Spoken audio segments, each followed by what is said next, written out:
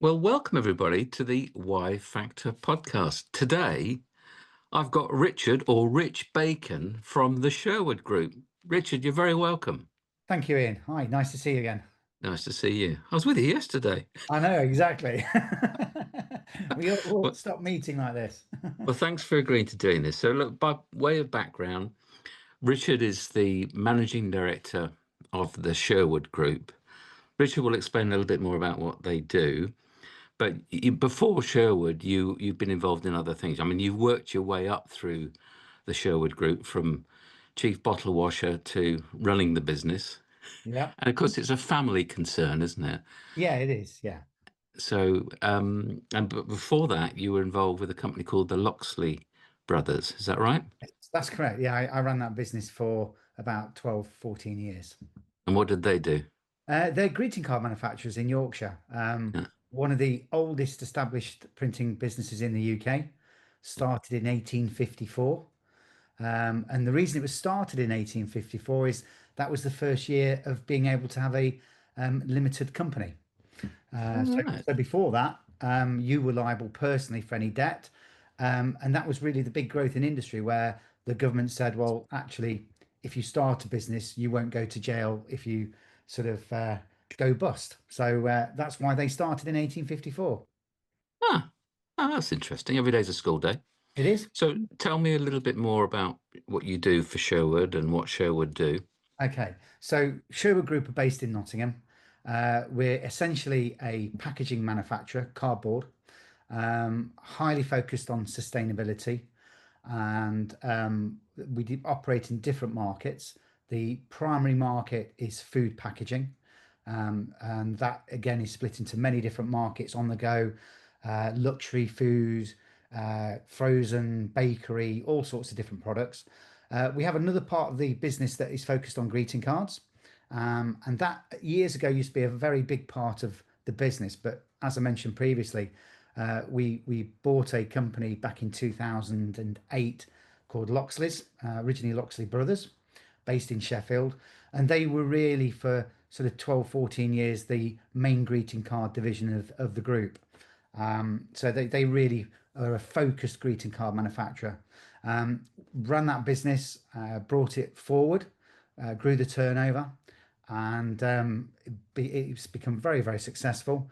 And then what we did about 2 or 3 years ago, because the management team were doing so well, we did a management buyout. So that's now no longer anything to do with Sherwood. But Lox's and Sherwood remain friends. We talk regularly, we share resources, we share Mm. skills, expertise, and basically work together on different projects still. So again, it's a very friendly relationship, and Tony and his team up there are doing extremely well these days. So yeah, good luck to them. And bringing us up to date, Sherwood's invested, you guys have invested a huge amount of money in hardware and tech. Do you Yes. want to just sort of summarize a bit of that? Yeah, we with regard to packaging, we really sort of started focusing on packaging around the mid 2000s. Say prior to that, 45-50% of our turnover was commercial, 10% has always been packaging, and the balance was always greeting cards. But we decided back in 2005, 2006 that the commercial market wasn't really viable. So we got the marketing team and we said to them, what market should we be in? And they came back and said, packaging. And the first question was, well, that's a very big subject. Which bit of packaging? And they said food packaging, because food's a big market. So we invested heavily back in the day. We bought the remnants of another packaging company that had unfortunately got into difficulty. So we ended up with some very old kit, some people, and what we thought was goodwill.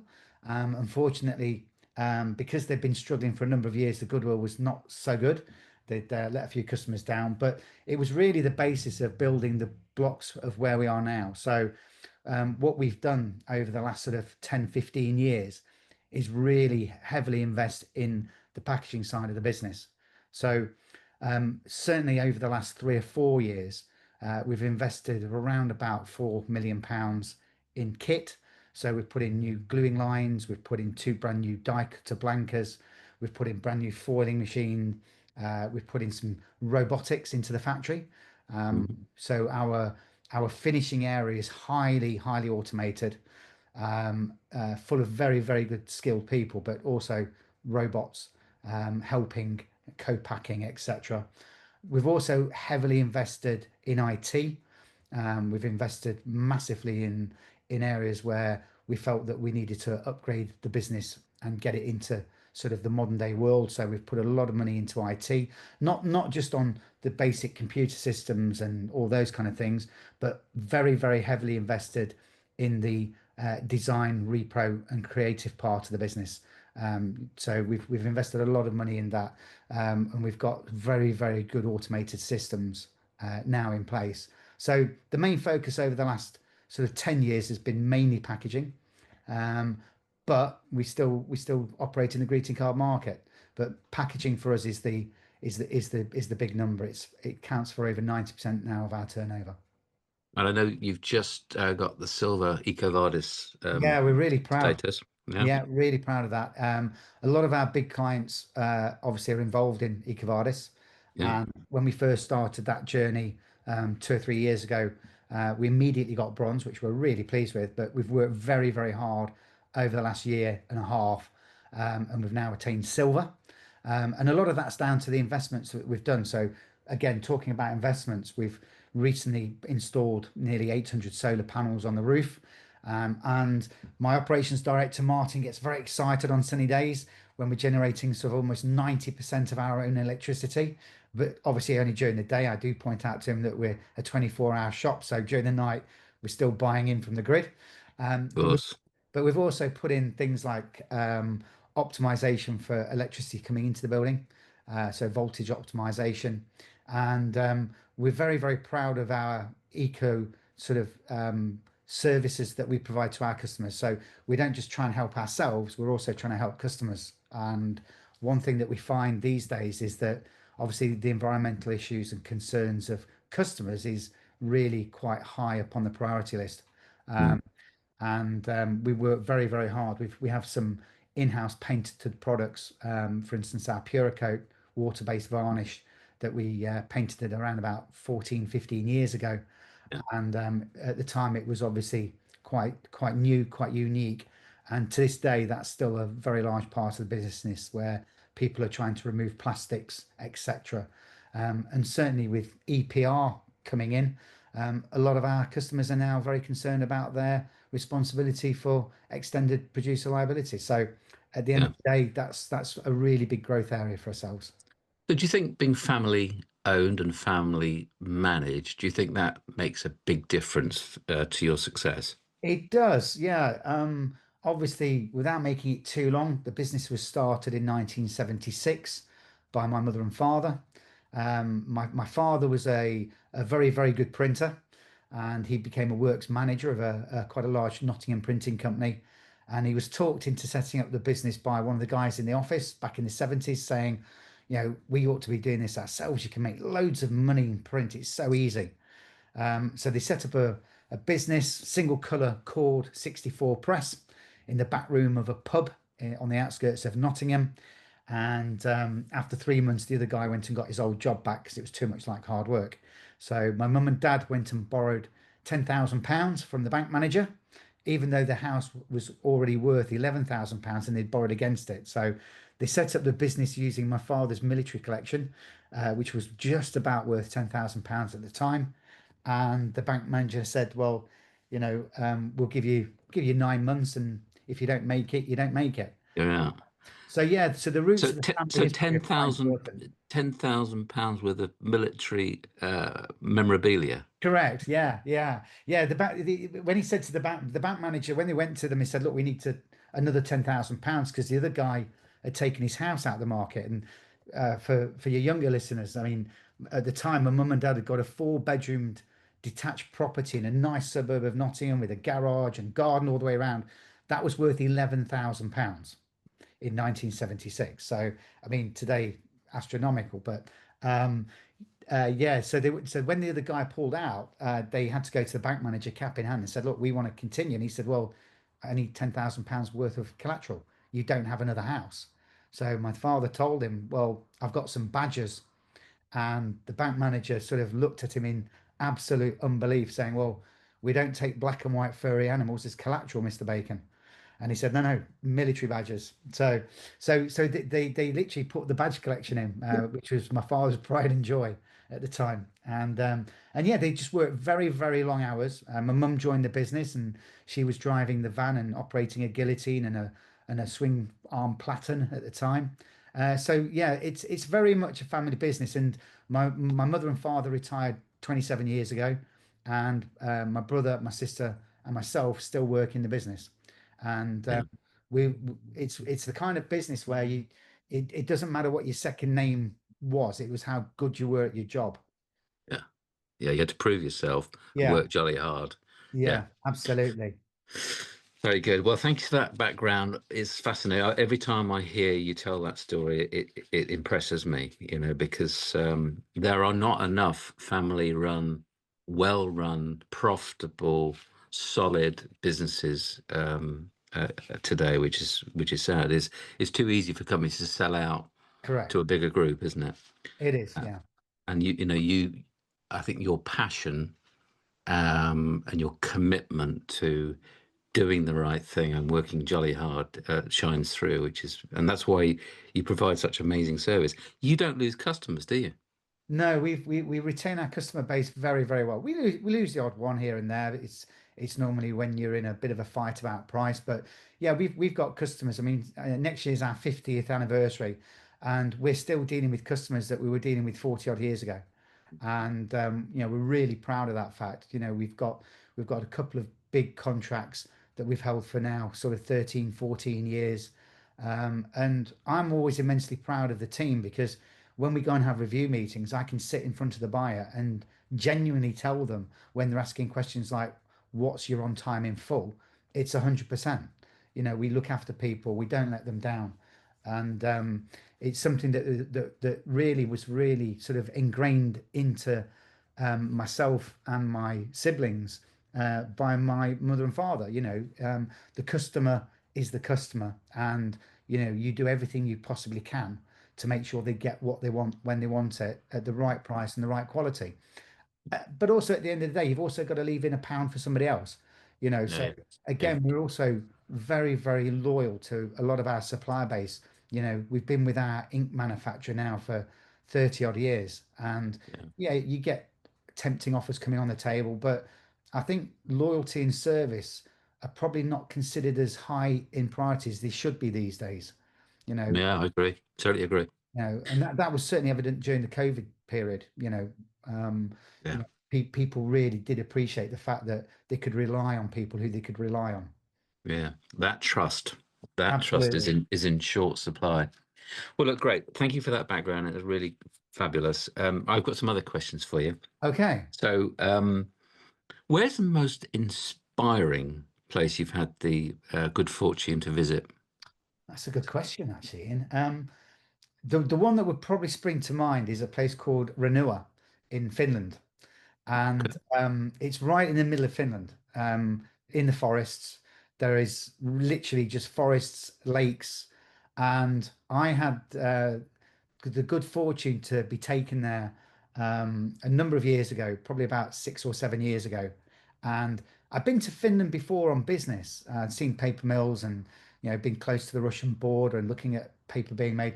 But this was sort of a 4 or 5 day trip, and it probably was the most awe-inspiring place I've ever been to. We went to see the Northern Lights. We Wow. didn't see them. Oh, Half a mile away, apparently they're all up in the sky. But when I say it was probably the most incredible inspirational place. The beauty of that country and that area is phenomenal. And I think it was also combined with some of the activities that we did. We did the sledging with the huskies. We went on a fin horse ride at midnight. cool. We stayed in a glass igloo on a lake. Uh, we, Wow. we were riding quad bikes over 25 feet thick ice lakes, and visiting things like reindeer farms. And next door, there was an Arctic wildlife park.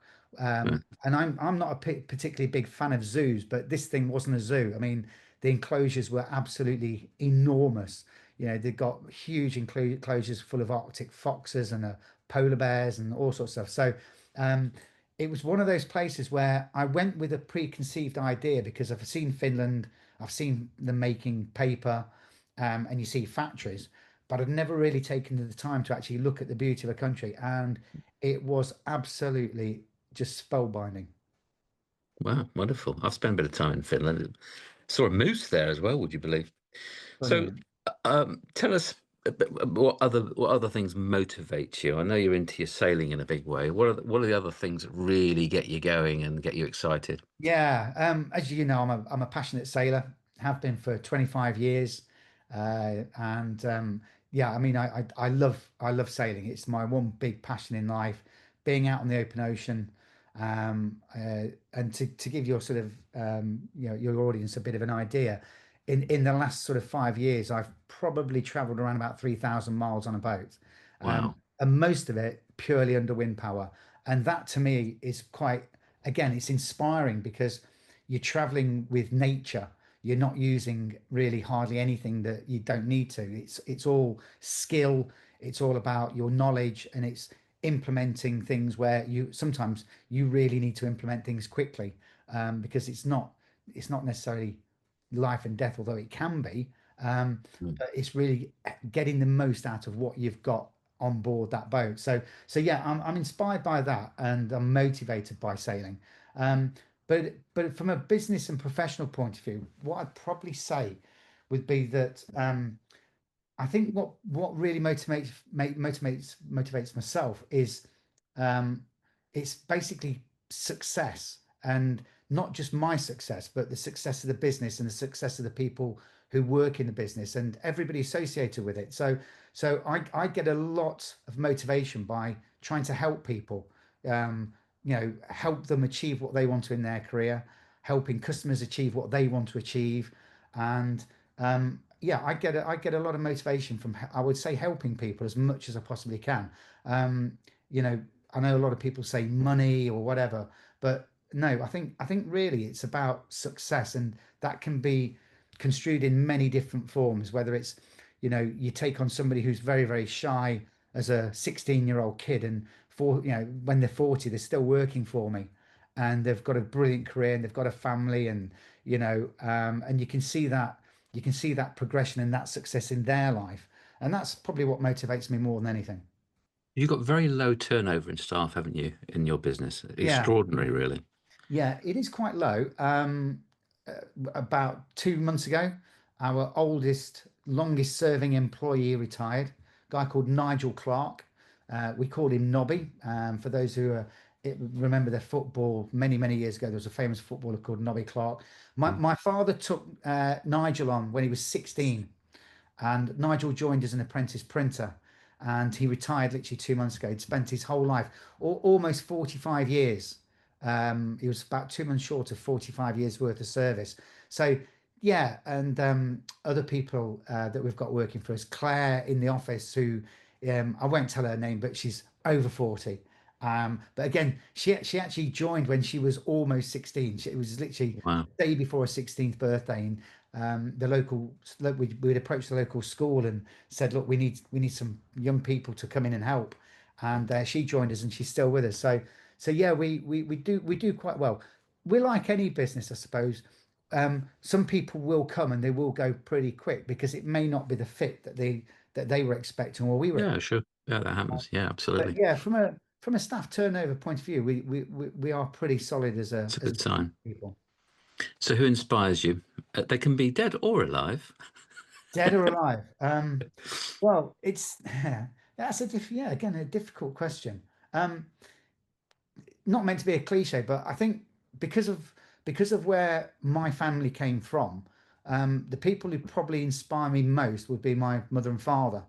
Mm. The sheer hard work and determination that I could see. I mean, they started the business when I was sort of 7, and I can remember the early days, and I can remember there was one time where, they literally had no money. Everything was in the business. They were working. I mean, my father used to work ridiculous hours just to get work through to make a living. And I mean, as a child, apparently I was quite naughty. Um, Really? Apparently so. Being the middle child, yes, I was. considered quite a live wire. And I can remember on quite a number of occasions I'd probably upset my mum by being a bit naughty. And on several occasions, I can remember it'd be a Thursday afternoon and she'd be saying, "You wait till your father gets home. You're really in for it." And I used to think, well, I've not seen him since Sunday, so I've probably got away with that till at least next Sunday. But yeah, they were really sort of very, very inspirational. And I know again the same with my brother and my sister. They highly regarded and are motivated and inspired by what our parents started and that we've been lucky enough to carry on. Um, there are other people, people who inspire me. I would say just general hard-working people who are just trying to do the right thing. Mm, People who aren't, they're not looking to sort of get one over on anybody. They're just mm. trying to do a good job, and just trying to make their way in life rather than trying to be sort of, all conquering and all powering like some of our current politicians and world leaders try to be. And unfortunately, I think that the modern world, you've got a world now where all most of the modern leaders I look at, they don't actually inspire me at all. I just look at them and think that they're all idiots. My mother always used to say to me, never talk about politics and religion in public. Absolutely. Yeah, absolutely. So, what's the biggest challenge that you've had to overcome in your life? Oh, crikey. Uh, on a professional level, I would probably say the COVID period. Uh, Right. that was that was really, really difficult running a business. We're very proud of our business planning. We plan meticulously every year, not just for that year, but for the next 3 years, the next 5 years. And we have we have a business plan, and it's very, very easy to follow. It's very, very simple. I always say to people, it's on one sheet of A4 paper, and it's a very simple plan because I'm a very simple person. But if you achieve 70% of that plan, we'll have had a brilliant year.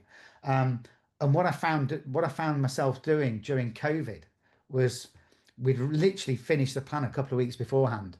And I ended up on day one of COVID, literally getting that sheet of paper and putting it in a drawer and not looking at that sheet of paper for 2 years because you couldn't plan not only for the next year or the next 3 months, but you couldn't even plan for the next week.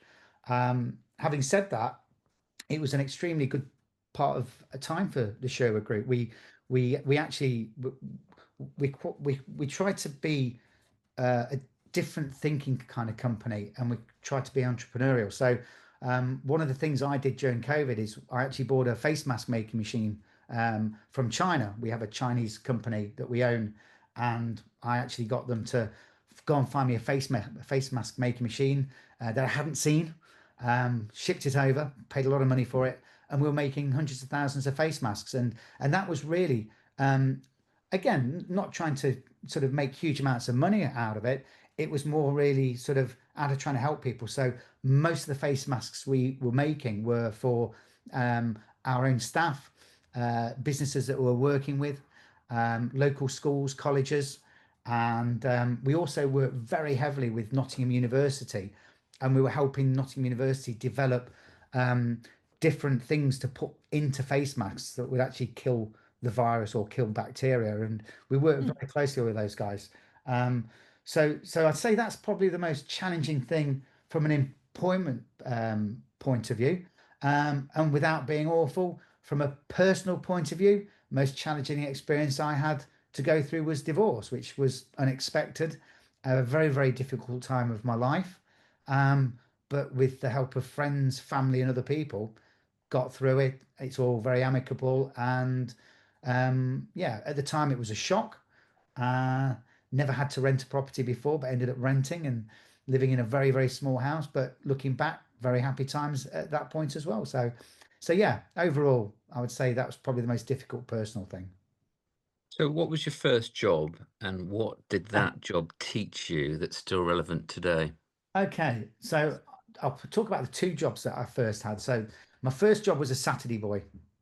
Yeah. So my father got me in on a Saturday, and my job was cleaning the offices, hoovering, dusting, cleaning the toilets, emptying the waste, getting rid of rubbish, doing anything that anybody told me to do, basically. And I did that for a couple of years on a Mm. Saturday, and that really taught me that it doesn't matter what job you do, every job's important because if the offices weren't cleaned or the toilets weren't cleaned or the rubbish wasn't burnt or disposed of back in the day, you know, that affected really quite a lot of other things. It wasn't a case of, oh, the toilets are messy. You've got to get them clean because if you've got customers coming in, they can't be bad. Or if there's rubbish everywhere, it makes the factory untidy, and then people have to stop doing what they're doing to then do that particular role. So I think what that taught me is that every role in a company has a real importance, whether it's the person who goes around cleaning at night when everybody's gone home in the office, to the people who are producing the work or even running the business. There's different levels of responsibility, obviously, but I think it does teach you that there is no job that should be beneath the person running the business. They should be capable of doing almost any job within that company. But my first proper paid job, i.e., full time, I was an apprentice printer. So I've got a very academic brother, as you know, great guy, but very, very academic. And at school, my main subjects was playing football and chasing girls, rather than studying for exams. So a couple of weeks before I was leaving school, my father came into my room and said, "A, first of all, please do some revision because your exams are in a couple of weeks' time. And B, what are you going to do when you leave school?" And I said, "Well, I thought I'd come and work for you." And he went, "Oh, I don't know if I want to employ you and don't know if I've got a position, but I'll come back to you." Anyway, he came back and he said, "Yeah, we want to take on an apprentice printer." I went, "That's great. That's what I want to do." And he said at the time, "Yeah, we're going to take you on a new scheme invented by the government called YTS." And for those who remember the YTS scheme, the youth training scheme, it was a government-led initiative. Um, and again, this was a really big lesson in my professional life because at the time there's no way I'm going to come and work for you on a YTS scheme. My friends are going to laugh. They're going to take the mickey out of me, you know. So my father, being the kind of guy he is, he said, "Okay, we won't take you on YTS. We won't call it YTS. We'll do a proper apprenticeship." He said, "But I'm going to pay you £1 a week less than you would have got on YTS." So so rather than getting £29.50 a week, I got £28.50 a week. And he put me on 12-hour permanent nights on the back of a four-color printing press for a period of about 6 months, straight from school. And obviously it was a real shock. And after 6 months, he said, "Are you enjoying it?" I said, "It's very hard work." And he said, "But are you enjoying it?" I said, "I am enjoying it." I said, "But it's extremely hard work." And his view was, "Well, welcome to the real world. This is your baptism. This is how you're going to learn." And the lesson I learned from that was twofold, really. The first one is never be too proud. So I was being proud by saying, "I'm not working for you under that scheme. How dare you even ask me?" You know, but financially I was worse off. And looking back, I was thinking, yeah, why would it bother me being a YTS employee as a Mm. whatever? So the first lesson is never be too proud about anything. The other lesson I learned by putting me on the shop floor and treating me treating me the same, but if I'm really honest, probably a lot harder than most of the other shop floor staff. Um, Really made me understand what makes the shop floor tick and people who do work in those areas, how their minds work. So, I learned a lot about businesses from the inside out of Mm. how workers think, what their needs are, what their priorities are, and also what they think of management sometimes. So, I've never told my father, and Touchwood is still with us today. He's 87. But I've never told him. For the last 40 years, I've known his nickname at work. And I can't tell you online, We'll keep that a secret. but I knew his nickname because everybody on the shop floor didn't look at me as the boss's son. They That's looked good. at me as Richard, the print apprentice. And Yeah. that was about gaining trust and then Yeah. and letting them know that they could talk to me. It wasn't going to be sort of Yeah, talk a about leaky. elsewhere. Yeah. Yeah. So how do you stay sharp and curious? Oh, crikey. How do I stay sharp and curious? Um, I would say, basically by listening to good and bad advice all the time, and then not just listening to it, but thinking about it, and then always trying to think ahead.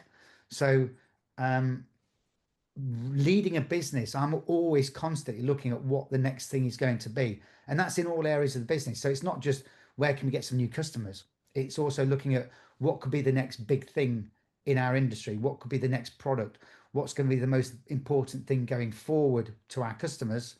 Mm. It's also sort of trying to mitigate problems. I have a saying, it's almost trying to look over the horizon and seeing what's potentially coming, and then planning and having the ability to, in sailing terms, get the boat out of the harbour, get the anchor up, get the boat out of the harbour and set sail. It doesn't matter whether you're actually on course or not. It doesn't matter whether you're going in the right direction because the wind's going to change. You have to change direction. And it's exactly the same in business. So I would say what keeps me sharp and focused is really constantly thinking about what's going to happen and how I can make a problem not to be a problem, but also having an advantage for something that's going to be beneficial to the business and beneficial to the group. Like that. Very good. So what advice do you give others, but you still struggle to take on yourself? Oh, crikey. So bug at that one. I'm just trying to find some, just bear with me. Okay, so advice I'd give others I struggle to take on myself. Um, Again, it stems from my parents, and it really goes along the lines of don't be too quick to judge, and that's in any situation. Mm. You know, over the years, certainly in my younger life, when I wasn't as experienced in the role that I'm doing, I could be quite impulsive and very quick to judge. And I'd be very quick to get my opinion in front of that person and basically think that I was right. Um, and over the years, I've managed to listen to myself a lot more and think, don't judge that, think about it, and then Mm. decide on what the outcome is or what that person is like. You know, I've met some very, very wealthy, great, highly successful business people that when I first met them, I thought they were probably a road sweeper. You know, I was judging the book by its cover. You know, they're not dressed maybe professionally. They come from a very working class background. And then when you find out that they've just sold one business for 450 million pounds, you sort of think, yeah, I judged that person too quick. So, again, it comes back to business and situations, you know, constantly getting people coming into my office saying, we have a problem or this or that. And again, don't be too judged too quick because you have to think about it and you have to sort of rationalize an outcome for it. And I would say that's probably one of the best bits of advice I could give other people, which is, yeah, don't be too, yeah, don't be too quick to judge situations and people. Mm. Don't be rash. Yeah. So, okay. My next question is, what have been the biggest achievements you've um, amassed so far in your view? Or what's the biggest achievement? Oh, biggest achievement. Um, Very difficult question. Mm. I would say the biggest achievement I've personally managed to do is end up in the position that I'm in. I'm very fortunate to be, you know, leading a team of a really great company and really good people. And I feel very blessed that I've been able to do that because when I was 16, or going back to even 13, 14, when I was emptying rubbish, I never thought that in 40 years' time, I would be doing the job I'm doing and being as successful as I feel as we have been within the business and I have been personally. I would say that's probably the biggest achievement. Your Uh, dad must be very proud, I'm guessing, of all three of yeah, you. Yeah. Say my brother and my sister, and myself, we've always worked and we've always worked hard, Mm, um, and we've always tried to do the right thing. We've always tried to help people. We've tried to maintain employment. So one of the big achievements during the COVID period for me personally was, as soon as COVID was coming, we knew it was coming because of our Chinese factory. We could see the effect of what was happening, and basically I got the entire factory together and I made two or three commitments to everybody. I said, I'm going to do my best to keep everybody safe. I'm going to try and do my best to keep everybody employed. And then the third commitment was we're not going to let any of our existing customers down. So for a period of 2 years, we shut down our sales function. We just didn't, we stopped selling because my commitment was to the customer base who have been loyal to us. And hand on heart, I can honestly say we didn't let anybody down. It got tight a few times. We got people waiting, and the lorries were literally pulling up in their yards so they could do what they needed to do. So from an achievement point of view, I think that was a great achievement, and it was a very strange time. And looking back, it almost feels like a dream, and it never actually happened. Um, mm. but yeah, I would say from a professional point of view, it's that. Um, my greatest achievement from a personal point of view, apart from my family and my loved ones, I would say it's probably sailing. And the biggest achievement I've had in sailing was sailing with another industry figure, Robert Davison. I actually helped him sail his boat from Spain to Croatia, which was a total of about 1,500 miles. And for me, that was a personal achievement because we had 8 or 9 nights, sailing through the night. And we were literally sailing 24 hours a day. Two of Wow. us, there was four of us, two of us 6 hours on, two of us 6 hours on. And it was literally that for nearly 2 weeks. And for me, that was a personal achievement that I've always wanted to do where normally when I'm sailing, you can see land in almost every direction. And to be in the middle of the Tyrrhenian Sea, and we haven't seen land for 4 days, That's hairy. and you're in 3,000 foot of water. And to me, that was a real achievement. One of my ambitions is eventually to get the nerve to sail across the Atlantic. Um, My sister's just done that, funny enough, and it yeah, is life changing for her. Very yeah. good, very very good. So my last question. Oh, no, is it my last question? No, I've got a couple more actually. What's the message to your younger self? I'm just going to move the camera a bit actually because the Yeah, sun's. no worries. No worries. If you want to take a break, by the way, you can do. No, it's fine. Um, right. What's the message to your younger self? Okay. Message to my younger self was don't beat yourself up so much. Mm, Don't worry too much. mm, Life's a journey, and you need to appreciate every second of it. Because when you get to sort of my age and other people's ages, you suddenly realize that the most important commodity on this planet is time. It's not money, it's not goods, it's not cars, it's not boats. The most important thing is time. And when you're sort of 16, 17, 18, you think you're going to live forever. And yeah. you get to sort of in your mid 50s and you suddenly realize you're not going to live forever. So make every second count, enjoy it as much as you possibly can. And it is a journey. It's not a bed of roses.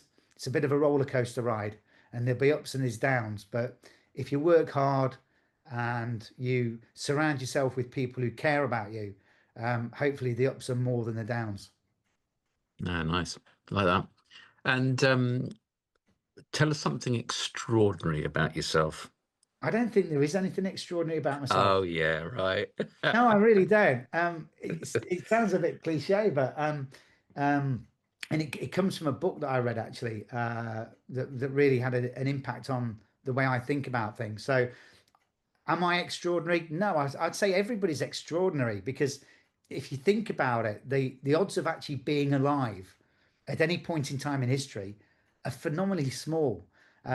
There are quotations by some very famous scientists that the odds of being alive is 1 in 400 trillion, and that's Wow. based on the fact that your parents got together, their parents got together, your grandfathers, your great grandfathers survived world wars.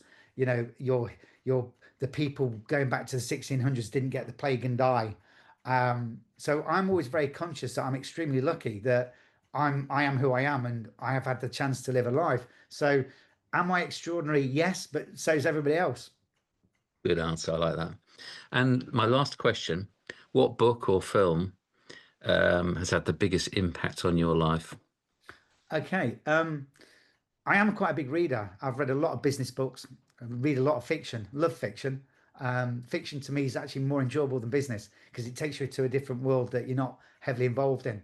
Um, but I'd say the biggest influence I've ever had by a book was a book by a book by a guy called Yuval Noah, and it's a book called Sapiens, and Okay. it's called A Brief History of Humankind, and it talks about the seven different species of humans that were originally around and how we evolved.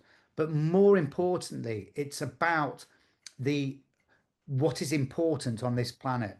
And the upshot of the book is he would argue that only things that can feel pain are actually important because countries, Donald Trump talks about, they've hurt America. You can't hurt America. America, in this guy's view, if you read Sapiens, doesn't actually exist. America is a lump of rock Just a title. in a big ocean on a very, very small planet in an infinite universe. So America doesn't exist. It's something that we invented in our minds. And he also talks about money is an invention in our minds. It's not real, you know. Chickens are real.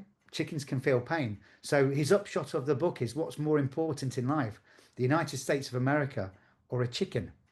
So can trees feel pain according Trees to? can feel pain. Yeah, yeah, fruit, Mhm. veg, all sorts. Yeah, so I'd say reading that book really sort of made me realize um, he he he was very close to how I used to feel about the world anyway. I used to people, talk about England. I've got friends who talk about, well, we're English, and I go, well, England didn't exist till the 900s. We Yeah. were. It's all in our minds. What's important are the people. Yeah. So I'd say, yeah, that's probably the one book that, if somebody asked me that question, had probably the biggest influence. Cool. I must read that. Movie? Favorite movie? Doesn't have to Favorite be hardcore. favorite movie? Well, like I said, I'm a big fan of fantasy. Love the Lord of the Rings series. Okay. Um, love obviously being a 70s 80s child. My view that Star Wars was not a film; it was a documentary. Yeah. Of what was really happening above us. Yeah. Um, but I'd say probably I've got half a dozen films that I would say are very influential. But recently, about a year or so ago, I watched a film and it was probably one of the most moving films I've ever seen. And it's called The Art of Racing in the Rain. And Ah, okay. it's Heard a of that. it's a great film. If I'm a dog person, love dogs, and it's about a dog, and it's a dog's perspective of life, and it's about a dog that gets bought by a racing car driver, and all the dog wants to be is a racing car driver. Sounds bonkers. It's very, very funny in parts.